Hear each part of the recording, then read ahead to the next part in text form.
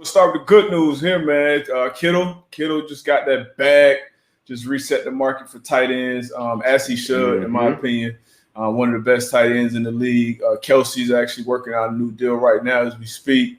Sure to be done probably sometime today. But man, what you think about Kittle getting paid, man? Or these tight ends getting paid, should I say?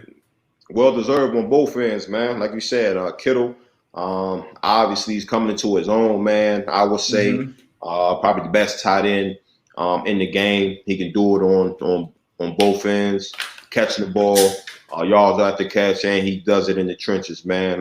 Good blocking tight end. So he's definitely well deserved of what he got today. $40 million guaranteed as far as injury, $30 million at signing. So, like you said, man, big money bag for George Kittle, man, and the way they use him out there in San Fran, man, he definitely is able to showcase his skills, man. So hats off to him, salute to him. And like you said, Kelce, man, another good tight end, great tight end, man. Yeah, he does a lot for the Kansas City Chiefs. One of the weapons for Pete Mahomes, man. So his extension is well deserved as well. Kansas City, man, they giving out that bag this offseason. So man, where are they finding this money from, man? They done locked up Mahomes. They gave him a $500 million.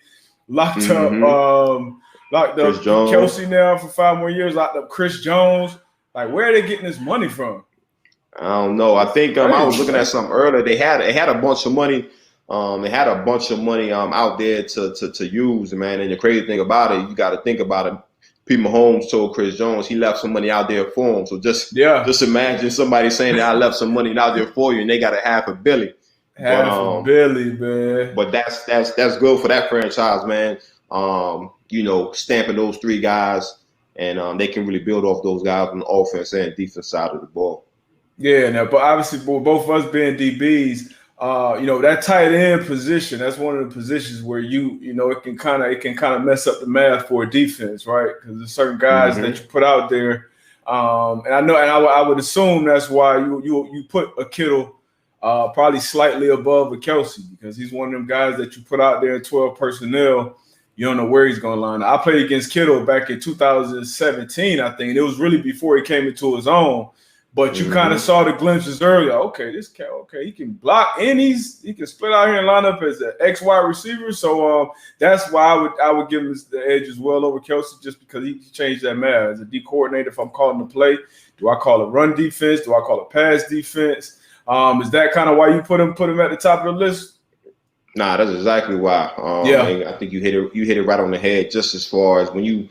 Throughout the week, you kind of going over the tendencies of the offense, like you said, 12 personnel, 21, 11 personnel, whatever the case may be. But having a guy like Kittle out there on the field, you never know. You can really tell, okay, is it going to be pass? Is it going to be run? Whereas I would say with Kelce, with him on the field, you can kind of determine, okay, this is going to be 75% pass. If he goes out, if he goes off the field, that percentage of run goes up. So that's the only reason why I would put Kittle one, because he can do it both in the run game and the pass game. But no knock on Kelce, no knock on Kelce at all. He's definitely a playmaker. He definitely does things in the passing game that some tight ends can't do. I played against Kelce 2 years ago, and they had me following him.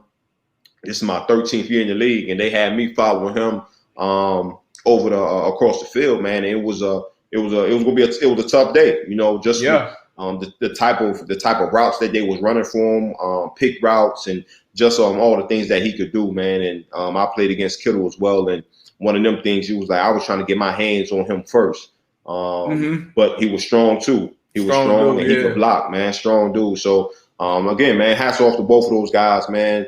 They're definitely changing the tight end position, like we said. Those matchups, where we're going to put a linebacker on them, are we going to put a safety on them? In some cases, are we going to put a nickel on them? So they definitely, like you said, they changed the math for the defense. And I've seen Kelce be followed, like you said, they had you following around. I've seen him be matched up with number 1 corners. I'm talking about top flight, Jalen Ramsey's, Gilmore. Like, hey, we got to have you on that guy on this third down. So those guys are clearly, I think, a cut above at the top. Obviously, got Grunt coming back in the fold too. But Mm-hmm. I guess round out your top five. You done been around for a while. You done seen Tony Gonzalez, Gates, Gronk. Who would be the top five guys? So I guess the next three after those top two when it comes to tight ends. After them two, man, I put Zach Ertz. Yep, problem. Another matchup problem out there in Philly. Mm-hmm. Seen him twice last year. He can do a lot in the passing game. He's just really another receiver. Another You go receiver. out I there, agree. I agree. It could be 11 personnel, but with him, it's like 10 personnel. You really like 4 receivers out there on the field. Yeah. After number 3, man, I think 4 and 5 can go either which way. It's a bunch of tight ends there that can really get it done. You got OJ Howard out there in Tampa Bay. I like him. Okay.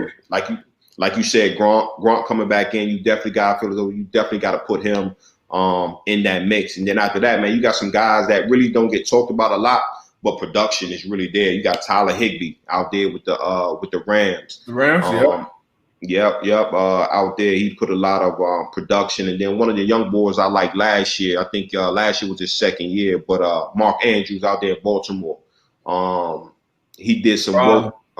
He did some work. So, obviously you can kind of, pick your poison, but after Kittle, Kelce, Zach Ertz, after that, I'll definitely put Gronk in there. Grunk's still in my top 3, man. He in my. If you would have went back and been with a random team, Giants or the whoever, like out maybe not, but he right back with his boy, he's gonna be he's gonna be a problem in the red zone. Still gonna be a problem in the run game, and like you said, those tight ends that can do both, and it makes it tough. It makes it tougher to game plan and call the right plays, and sometimes. These offenses, these quarterbacks, these coordinators, like sometimes you can't call the right play. You can't be in the right situation because they come out 12 personnel, which is one running back, 2 tight ends, and then you trot out let's say you trot out sub defense, to match up with these guys, you match up with Kittle, match up with Gronk. Now we just don't run the ball at you. And if you go the other way, you put 3 linebackers out there. Now we're gonna spread you out the ball. Yep. So it is tough, man. It's tough, and that's why I believe that's why you see the tight ends getting paid now. And like you said, Andrews, he's a guy that's not talked about enough yet, but Lamar loves those tight ends out there in Baltimore. So he'll probably have a big year this year, man.